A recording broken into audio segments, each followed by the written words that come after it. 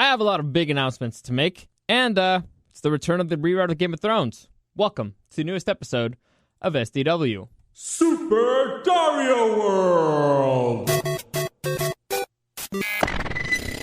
It's a me, Dario! Woohoo!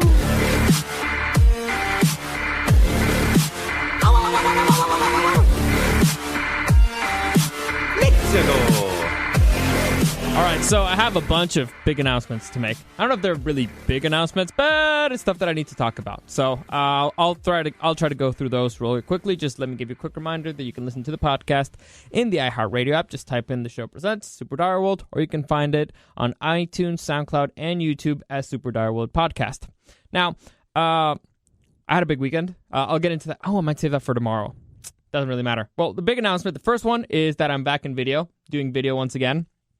I just waved at the camera. You can find the video on YouTube later today.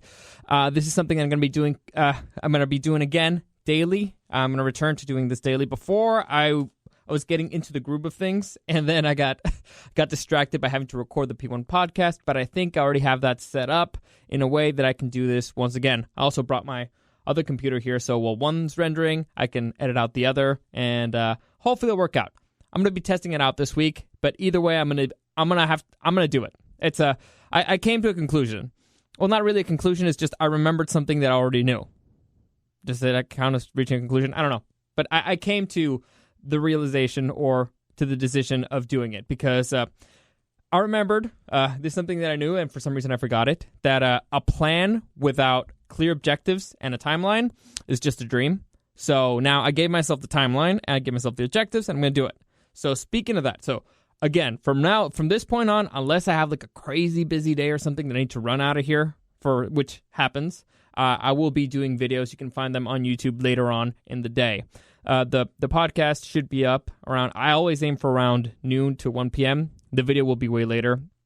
I'm not sure if I'm even going to load it here in studio. I'm gonna test it out this week. I'm going to see if it's better to edit out here or if it's better to just edit out at home and just have it rendered while I do other stuff, but record it here. I don't know. Point is, I don't think you care about the logistics, but it will be loaded on every single day. That is my objective. That is my new clear objective, and I'm going to be doing it for every single one.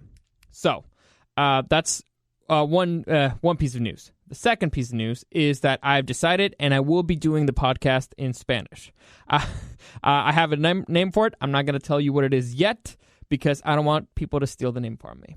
So it's not going to be that creative, but I already got it. And I decided it's not going to be like this one that I do one every single day. It's probably just going to be a weekly thing. I'll test it out once a week, see how that goes. But if it's only going to be once a week, I may do it a little bit longer. What am I going to talk about? Same as this one, whatever the fuck I want. Plus, I'll be saving up some topics from throughout the week, things that I've noticed, things that we didn't get to on the show, things that we got on the show, but I didn't get a chance to participate on because I have a lot of opinions on every single thing we talk about here on the show. So I might just save that, all that stuff. I'm going to compile it, and I'm just going to rant in Spanish. So I'll be doing that once a week, starting next week. This week, I'm just going to be doing all logistic stuff.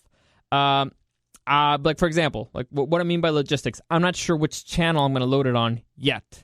For example, because as you've noticed, I have my podcast. You can find it one or two ways. One is through The Show Presents, or the other one is Super Dario World Podcast.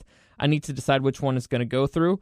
I think it's most likely going to be Super Dario World Podcast, just because, The Show Presents, it's in English. It's fully in English. The other one I can do in Spanish. It could be its own separate thing. I think it'd be easier that way, just because of the website. I don't know. I need to check logistics. I need to open up a channel. And if you guys remember back in the day, if you're day ones, I need to throw something away. Sorry. If you're day ones, you'll remember that at the beginning it was really hard to get it on SoundCloud and YouTube and iTunes. And SoundCloud and YouTube, I don't even know what I said that. Those were pretty easy. But the iHeartRadio app and iTunes, it was pretty complicated, and it took for fucking ever. It was really annoying. It was kind of an ongoing bit. So I decided that I'll just do it through the other one, that it can go directly into it. And eventually, once it gets approved, then it'll be its own separate thing. It's a process. Again, I don't know if you care about the logistics, but I'm letting you know it will happen. It will come out eventually. No, not eventually. Next week. A plan needs clear objectives and a timeline. I got my timeline kind of set up. It's next week. I need to pick a day. I need to make a logo. I need to set up a separate account. The day is a tricky one. What day of the week? What day feels like a good Spanish day? I can't. A part of me wants to do it Mondays because Mondays, I do the rewrite of Game of Thrones, so I don't really get into a bunch of topics. So I could do the rewrite of Game of Thrones and then just get into a whole bunch of topics in Spanish. I'm not sure yet. I need to decide. There's a lot of things I need to decide, and I'm going to give myself this week to do it. But it's decided next week. Starting next week, it will be done. Over the weekend, I got to do a beta test for the new Call of Duty, Modern Warfare. It's basically a remake of the original one. I will be doing a review for ReviewNation.net. It will come out probably. The video version will be out tomorrow, but the article, I'm going to try to write it today. I'm not sure how my day is going to look because Sky wants me to help her move into her new house. I'm not sure if it's going to be today or not because who knows when the fuck she's going to move into her new house. Like, literally the whole weekend, I was waiting for her to just send me a text and be like, can you come over now to help me move stuff? So, I don't know. I'll try to make it today because I tend to procrastinate on writing down reviews. I don't know why. I hate writing things down. I could do a video review all day. I could do a video review an hour, every single hour, plus rendering and all that stuff. But writing it down, it's horrible. It's horrible. But anyway, the point is, I'll let you know when it's up. But if you want the 10-second version of it, it's fun. It's a lot of fun. It's back to basics, and I highly enjoyed it. I'm not a big... should I say it? Should I? I'll save it. But the point is I had fun. It was enjoyable, if that's what you care about. Also, another thing that I want to get into. So those are the big three pieces of news from me, come from my side. 1, we're back in video. You can check out this video on YouTube later today. 2, I will be doing a podcast in Spanish, which will start next week. And 3, I will be doing a review for Call of Duty Modern Warfare, which I will let you know when it is up, and you can check it out. So those are 3 pieces of news from me. Now, another thing happened this weekend, which is the Emmys happened. Who, by the way, who gives a fuck? Nobody cared. I didn't even know. Until they mentioned it this morning on the show, I had no idea. I didn't even care. Did you care? I didn't care. It doesn't matter. The Emmys are garbage. And I lost my shit recently when I heard how many fucking nominations Game of Thrones got this for its last season. I was going bonkers. I was losing my shit. Okay? I was really, really, really upset because it did not deserve 90% of them. Game of Thrones had high-quality costumes, even though they don't really make sense in the setting. Like, they looked really cool. Didn't really make any sense. Like, who the fuck is going to start fashioning uniforms and fashioning, like, clothing items and all that stuff while you're in the middle of a war? Before a war, I can get it. But while you're in the middle of it, or you're just about to be thrown into something, I think you got other priorities, you know? You don't need to add a fucking lion to your giant fucking ballista, right? You don't. You just don't. But that's just me. But it looked really cool. Effects looked great. The dragons looked fucking real. It's unbelievable how good the special effects were. Most of them. I have an issue with a few, but I can let those go. Costumes, makeup, all that stuff looked great. Kind of weird, but out of context. And like Daenerys, how long they took on setting up, making Daenerys' hair look like that? You know, all those fucking, I don't even know what you call it. What's the word for it? Pigtail? No, it's not pigtails. I don't know shit about hair. All right, I don't care about hair. But again, you're in the middle of a war and you're about to be riding a dragon. So I think you should just maybe do a ponytail or something. I don't know. It was ridiculous. All right, in the context of it, it was ridiculous, but it looked pretty cool. So I need to. It won. It got nominated. It got a whole bunch of nominations, right? But it won 2. One I can kind of tolerate, but not really. So the first one that it won is Best Supporting Actor in a Drama Series, and the winner was Peter Dinklage. I can kind of understand that one, but I don't like it. Now, Tyrion's character got brutally butchered since like season 5 or 6. Season 5 or 6, kind of around that part. He just sucked. I remember there was a conversation that freaking Tyrion had with Missandei and Grey Worm, where they basically played I Never Ever. Fucking Tyrion fucking Lannister, the imp, one of the most interesting characters with the best dialogues in the whole freaking series up to that point, and they had him playing I Never Ever. The dude was trying to run a city in the middle of a fucking siege, in the middle of intense political drama where people should not have trusted him because he just came there and he's from the family that hates Daenerys. But the only thing they could come up for him is I Never Ever. It was really bad. It was really bad. But is that Peter Dinklage's fault? Not really. I don't think so. I mean, I guess he could have had a little bit more input. But I guess congratulations, Peter Dinklage. You won an Emmy for walking around half an hour in the final episode. Because that's what the final episode is, just people walking around, and he was there half of it. Walking around for half the fucking final episode. It was ridiculous. It was nuts. Now, all the other nominations, most of them were garbage. Like fucking like D&D got nominated for Best Directors for the final episode, which sucked Dragon Balls, okay? Well, actually, Dragon Ball C's. It sucked donkey dick, okay? It was a horrible fucking episode. And again, half the time, it was just people walking the fuck around. A whole bunch of unclosed storyline, a whole bunch of bullshit everywhere. Nothing made any fucking sense. Everybody was upset. It was the worst fucking ending possible. But they got fucking nominated for an Emmy. Now, this tells you how bad the Emmys are, or how crappy they are, how much garbage they are.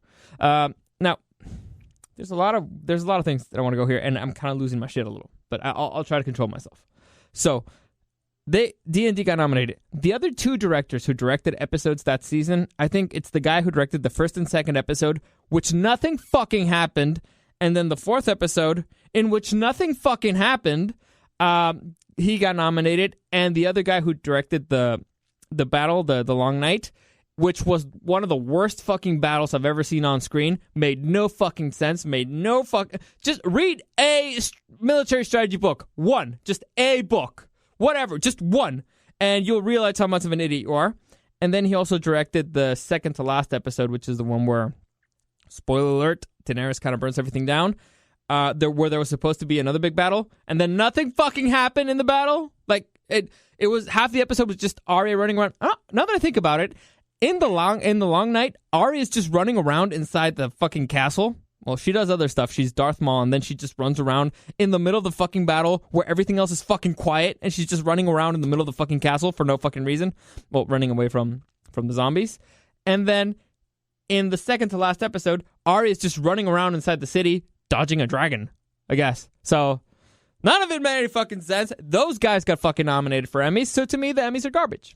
They're garbage. Anyway, the other award, so Peter Dinklage got nominated. He won. I don't think he deserved it. I don't think that the character was anywhere interesting. The performance can be okay. But if your character is really irrelevant in the last season, I don't see the point. Tyrion was really pretty much irrelevant. Like I can't think of anything special that he did other than in the final episode he has a interesting conversation with Jon Snow, one, and then he has the thing of, well, it's the best story. The best story is the one that should, made no fucking sense. But he got nominated. He won. I honestly, out of all the Game of Thrones characters that were nominated for best supporting actor, you got Nicholas Klosterwaldo, which I'm pretty sure that's not how you say his name. Basically, Jaime Lannister, and Alfie Allen, who is Theon Greyjoy. I'm blanked out. So those two dudes were nominated for best supporting actor. Honestly, I think Alfie Allen should take it. Out of those three, I would have given it to Alfie Allen. Alfie Allen is truly an underrated actor, at least in the series. Theon is highly hateable. He is a highly hateable son of a bitch, but he makes you hate him, and then he makes you pity him. Honestly, they gave Alfie Allen nothing to work with, and he made something out of it. Tyrion, they gave him, Peter Dinklage, they gave him nothing to work with, and he kind of muddled through mediocrity. He just made it mediocre. He was like, all right, okay, I'll just do the same thing over and over. Alfie Allen, at least, it was a bit compelling, so his performance to me was a little bit better. Jaime Lannister, they just butchered the character too, and it was a whole lot of nothing. It was getting a chick drunk and banging her, and then, so long. So long, Brianna Tarth. Later. So out of those three, I would have given to Alfie Allen. Now, out of the supporting actresses, they lost. So here are the options for Best Supporting Actress that were nominated for Emmys. Again, all of these from the same fucking show. You had Sophie Turner, you had Gwendolyn Christie, you had Lena Headey, and you had Maisie Williams. I have made my disdain for Arya Stark quite known for a really long time, and so I blame Maisie Williams for this. Because at one point she's the fucking Terminator, and at one point she's just like, oh no, I'm just a little girl, blah, blah. I don't understand her character. Honestly, okay, it's not fair. It's written terribly. Arya was written terribly. She didn't make any sense from the point that she got stabbed multiple times at that point, and survived. So she was written terribly. But Maisie Williams could have kind of played it like Arya is going a little bit crazy. Because Arya is going fucking crazy. Actually, you know what? Let me rephrase that. Arya went fucking nuts. Okay? I don't want to get into it. Arya gets me really upset. She murdered her entire fucking family, and she said she was going to cut off her sister's face off and wear it. That's fucking bonkers. Okay? Arya went fucking bonkers. So if Maisie Williams would have played it a little bit like she's gotten mixed identities, maybe. But she didn't, and it sucked. So I have issues with Arya, okay? Don't like her. Anyway, Sophie Turner, the character was just boring, which sucks because Sansa was such an interesting character. In the book, she's such an interesting character because she goes through a whole lot of shit, but she learns. Now, she starts out really dumb, I'll say innocent. She starts out really innocent. She's young. She's like a 13-year-old, 12-year-old. But she learns a lot because of her associations with, first off, she got a really, really, really bad hand. I mean, her direwolf got murdered because of something her sister did. So she got a terrible hand. Sansa got a terrible hand dealt to her. And afterwards, she kind of learns from that. She becomes less trusting. She figures out that I need to learn how to play this game. I need to be cautious. I need to use whatever weapons I have in my disposal. I need to see what other people do. So Sansa's a very interesting character. In the last season, I don't see anything special that came from Sansa other than her not trusting Daenerys for a reason. I mean, she was right, I guess, but you could argue that she was the reason why Daenerys went crazy because I don't trust her. Why? Because Southerner. I mean, you remember that your mother was a Southerner, right? Do you remember that? You know how your mom, the person you were born from, you know how she was a Southerner? You know, like half your families are Southerners. You know how Littlefinger, the army that he brought from the Vale, Southerners, all that stuff. Yeah. Didn't make any fucking sense. Really upset me. Anyway, also, Brianna Tarth, your bodyguard, your most trusted person that follows you around everywhere, also from the South. You see how this doesn't make any sense? Anyway, so, yeah, Sansa sucked. Gwendolyn Christie, Brianna Tarth, terrible character. Boring as fuck. Nothing interesting. The most interesting part of Brienne was that, for some reason, Tormund and Jaime wanted to fuck her. Think about it. Brienne was not interesting until somebody wanted to bang her. So she's not interesting because of herself. Now, I give a lot of props to Brienne. Actually, you have to suffer through her chapters in the books. You have to suffer because she's so boring. She's so uninteresting. There's nothing really interesting about her. It's fun to see the fish out of water stuff and her trying to earn her way and the woman earn her way in the male world. It's very interesting. She is probably one of the hardest working characters on the show. She actually, you see her train. I mentioned this multiple times. After season 3, I think Brianna Tarth is the only character you actually see training with her fucking sword. Well, her and Podrick, they're the only ones. But yeah, overall, I wouldn't say an overwhelming performance, and I don't see why Jaime wanted to bang her. I get Tormund because he was a giant woman and he wanted to make giant babies. I can understand that. Also, that because he's used to wildlings. But I don't understand the whole Jaime of it all. It made no sense. I understand why her wanting to bang Jaime because it's consistent with the whole story throughout. But I don't see it. So her performance was meh. It was okay. The character was fine.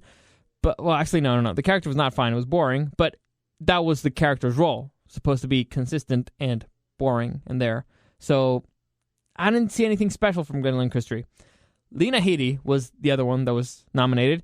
Lena Headey should have won that. Well, I mean, okay, out of all of them, if I would have had to give it to anybody, I would have given it to Lena Headey. Again, they butchered her character, but she made every single scene that she was interesting. She is a great actress, and if I would have to give it to any of those, I would have given it to Lena Headey. Best actress there. Terrible storyline, but she made it interesting. Her costume's really weird. I don't know why, but the point is, she kind of towed the line between crazy or not. The final scene, her final scenes, or her scenes in her final episode, which was the second to last, are super compelling. Like, you actually feel bad for her when she's about to, again, spoiler alert, eat it. But, I mean, I'm sorry. Actually, there's a lot of people who complained that the Emmys spoiled the series because they have a lot of spoilers in there. But by this point, if you're listening to the Rewrite of Game of Thrones podcast, you can't. Well, the Rewrite of Game of Thrones that I do on my podcast, I think I bitched about the season finale enough for that. I'm going to talk about it freely. Anyway, I don't even know why I'm arguing. I don't even know why I'm arguing this. I'm arguing to nobody. Anyway, so yeah, Lena Headey was the best out of all those four. Now, leading actress and leading actor, best, the nominated were Kit Harington and Emilia Clarke. The two worst fucking characters in the show. Not in the books, in the show. They're boring. Their storylines were stupid. They were ruined. I really dislike them. I really, really, really, really dislike them. I hate freaking Emilia Clarke for what she did to Daenerys. Kit Harington was always consistently bad. Kit Harington's not a good actor. His best seasons, his most interesting seasons, were when he was with the redhead, what's her name, Rose Leslie, who is now his wife, because they actually had chemistry on screen because they had chemistry in real life. And so those were the most interesting scenes, the whole thing when they banged in the caverns and all that stuff. Interesting stuff, and actually had some weight. After that, Jon's kind of boring. And I did complain about this a lot, that after Jon comes back from the dead, he becomes an even more boring character. He becomes even more morose. It was really annoying. And having those two together as a couple made no fucking sense. It's like they just saw each other like, oh, I like you. Why? Give me a reason. Give me one reason. Nothing made any sense. And I think I complained about Daenerys enough throughout the years, throughout the podcast, that I just don't like Emilia Clarke, okay? I just don't. I don't like Emilia Clarke. I don't like what she did to Daenerys. She's really annoying. She's really petty. And I like that throughout the final two seasons, people started to hate her too. It's like, when she met Jon, it was one of those things like, but I'm the queen because my father was by rights, by my father, blah, blah. I'm the queen. That's not how the conversation went, but I didn't want to go back and check the line. And to me, it was like, you remember when Tywin told little Joffrey that any man who says that because I'm the king is no true king? Kind of the same thing applies to her, but for some reason people like her. It's probably because, she's an attractive version of Joffrey. Said it meant it. They're both crazy and they're both petty. Like, no, I'm the queen. Duh. It's me. You have to listen to me because That's pretty much it. They're the same character, by the way, if you think about it for a second. Anyway, so they won. They ended up winning. The show ended up winning the biggest award of the night, the outstanding drama series. I need to take a breath. They won the Emmy for outstanding drama series, which, what the fuck? It was the worst season of the show. The worst season by far. It brutally butchered the entire show. Game of Thrones is mostly forgotten by people by now. No, you can tell that nobody's really talking about it. Nobody really cares other than me, because I'm still doing the fucking rewrite thing. It was so bad that I had to do a fucking rewrite. Okay? It was that fucking bad. And it's only made worse because it's they had a fucking year to do it. They had an extra fucking year to do it, and they didn't even do it right. So even the actors have hinted that they're embarrassed of the ending, that they didn't like it, that they thought it was weird and made no sense. There's a whole bunch of shit everywhere. And they gave him the Emmy for Outstanding Drama Series? Are you kidding me? Are you kidding me? This is where the Emmys, I say, no credibility. They have no credibility. Nothing at all. None. Zero. How could you give an Emmy to that piece of garbage? Hot piece of garbage. And I checked out all the other nominees. You know, I don't know most of those shows, to be honest. But I did find it very interesting that Cobra Kai was not in there. Cobra Kai should have been in there. No, not a single nominee for Cobra Kai, which is probably my favorite new show that I've seen in a while. I don't know if it's because it's on YouTube and they don't consider it like an actual show, but there's Amazon shows there. I don't get it. I don't get it. So, Emmys, fuck you. Yeah, fuck you. You suck. Anyway, I believe that's enough for the rant and for that. So, let's just continue. Wait. Did I forget something? No. Let's just continue with the Game of Thrones. With the Game of Thrones rewrite.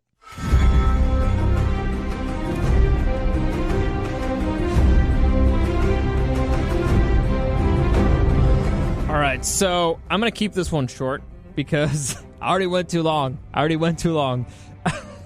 Anything, I don't know how to speak anymore. Editing this is going to be a bitch. But I'm up for the task. So where we last left off, the Battle of the Stormlands. The Stormlands were about to begin. So what happened? Building up to this point, we're only focusing on what's happening in the Stormlands. Daenerys and her army, they are invading the Stormlands. So she crossed on ship with her Unsullied and the spears from Dorne. Or that's what the Dornish call their soldiers, spears, for some reason. I don't know, they're weird. And in the meantime, the Dothraki were traveling through the Bone Way, which is basically the peninsula. You know, they go to the other side. Anyway, so they were going through the peninsula, and their objective was to go there on foot, and they're going to meet up on the road after the Bone Way. They're going to meet there with the army, and then they're going to go straight to Storm's End. Now, they expected to not find any resistance. However, the Stormlanders had other plans. Jaime Lannister and Bronn and the Lannister soldiers arrived at Storm's End, and they kind of started taking over the operation there. Now, what they did was they took control of everything there, and they told the Stormlanders, "Hey, you guys, you know how you betrayed us? Well, they didn't really betray them because they were following Renly. Whatever. The point is, they said, you guys, you want to make it up to us? Let's get ready for a big fight." And so they started sending all. You know how a dragon is coming? A dragon is coming here, and it's going to be burning up all your towns. And you know what else is coming here? 100,000 Dothraki. And you know what else is coming here? Unsullied. So you have a whole bunch of foreign hordes coming here, who, by the way, their hobby is raping and pillaging. That's their hobby. That's what Dothraki do for fun. They just kill, pillage, plunder, and rape for fun. So they're coming here, and they're coming after your people, and they're bringing a dragon. So, yeah, you kind of want it to be on our side, because, again, dragon, rape, pillage, plunder, not good. So let's set up a strategy. Right now, our best and strongest position is right here at Storm's End. However, they will not see it coming if we attack them before they get here. So let's try to, while their forces are separate, the Unsullied and the spears are separate from all the Dothraki, then let's strike while we can. So slowly and secretly, because again, Stormlands, a lot of water, a lot of rain, which means jungle terrain, which means, very thick foresty areas.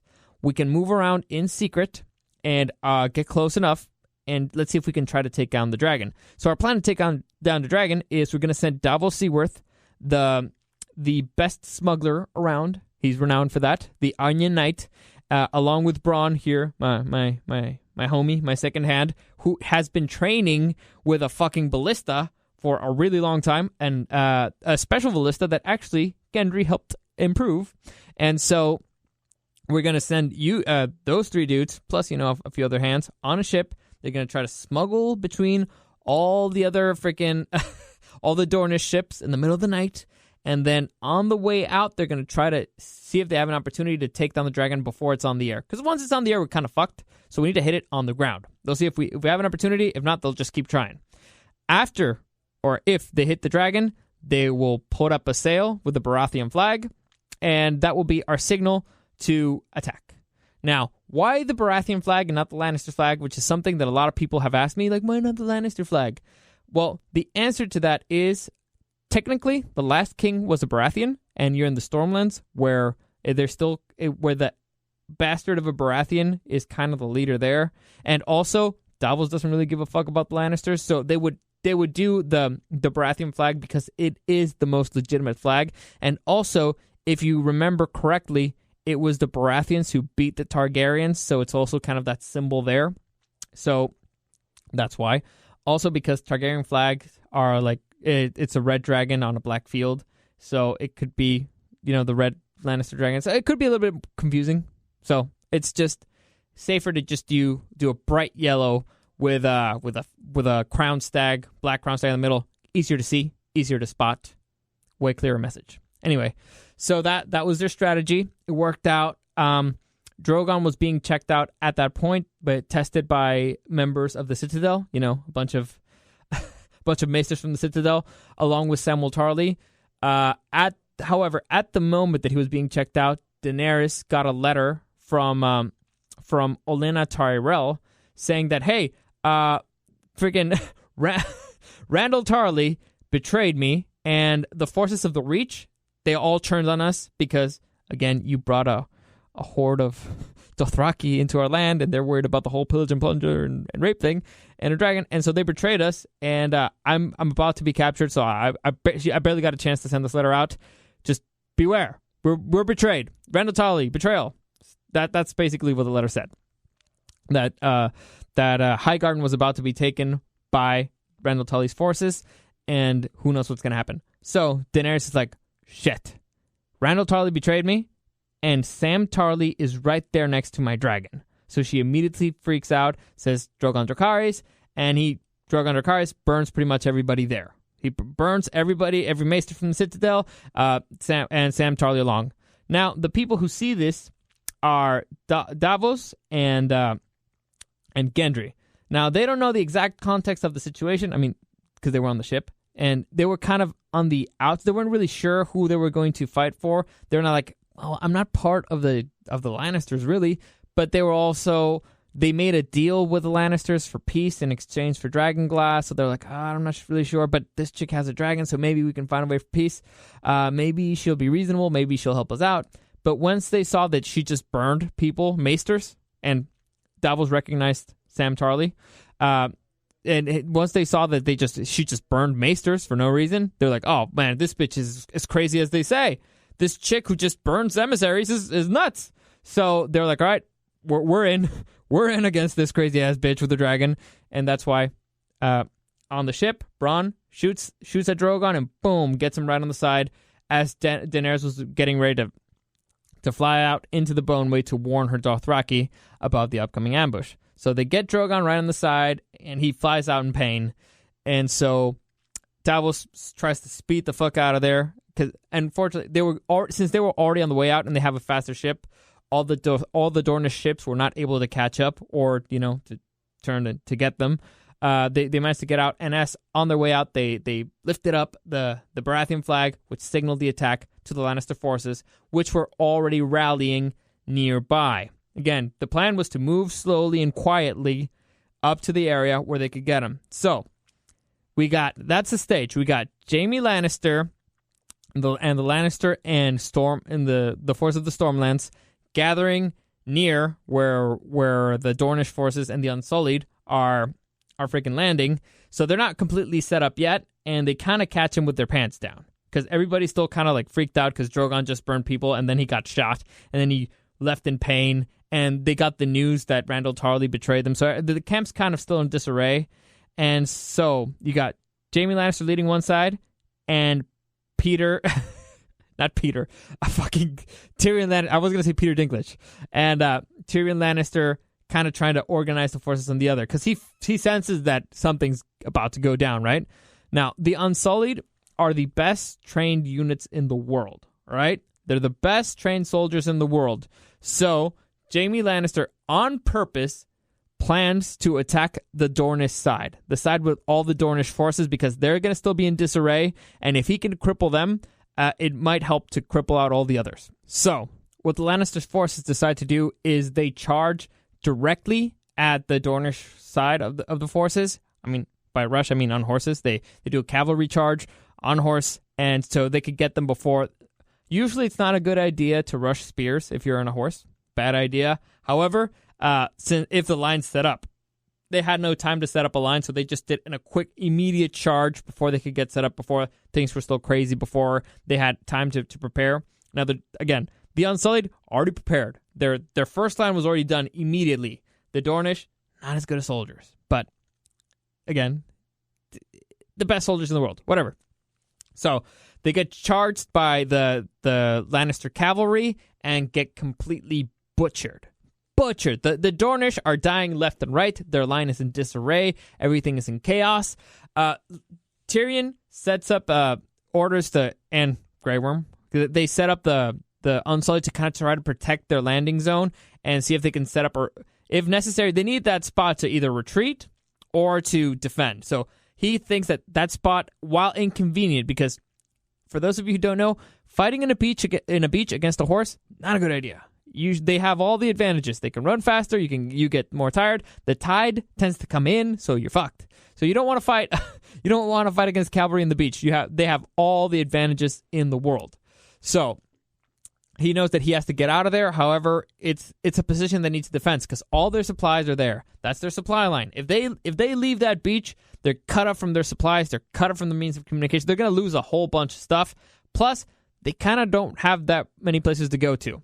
The ships that they use to transport them, the whole army, are not enough for them to do a full retreat. So that he would have to leave forces there to die for a real, or they're going to slowly be dying.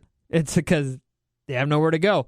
If they go into the forest and the trees, maybe they could survive a little. But again, in disarray, and the soldiers don't speak the language, and they don't have a rallying point. They don't have nothing. They got caught with their pants down. So, for the moment, Tyrion is satisfied with just setting up the line to defend the supplies and everything, and hopefully that the Dornish will get in control by the time that all the after the first volley, well, not the first volley, but after the first rush from the Lannister forces, which he severely doubts. So while he's contemplating this, he's like, all right, I have a little bit of time. He notices that the Stormlanders are setting up a line right in front of them, basically cutting out the trees, or the tree line where they could have gone into. And at the same time, he sees in the distance siege weapons coming out. Trebuchets being set up. Catapults. Ballistas being set up in the distance. Which means that if the Unsullied stay there on that beach, they will be massacred by the siege weapons. Also, sorry, I forgot to mention this. Archers getting set up and shooting at them. So they have really nowhere to hide. They're wide open. They're exposed, and they're about to be hit by heavy artillery, and they're already being shot at by fucking arrows. Let me tell you the options for Tyrion again. To his back is the ocean. To his front is lines and lines of Stormlanders who... there might be more of them in the trees. He doesn't know. It's their terrain. To the right is just a whole bunch of beach, which would leave them in the same situation that they are now. They'd just be running parallel to the beach. However, they would get closer to the siege weapons, which may or may not be a good thing. However, it would expose them to the back, where they could be rushed by cavalry forces, which are to their left. So, basically, he's fucked. He's fucked. He's fucker than fucked. He is beyond screwed. So what does Tyrion Lannister decide to do? In order to save the largest number of soldiers possible, he orders the Dothraki to rush to his left.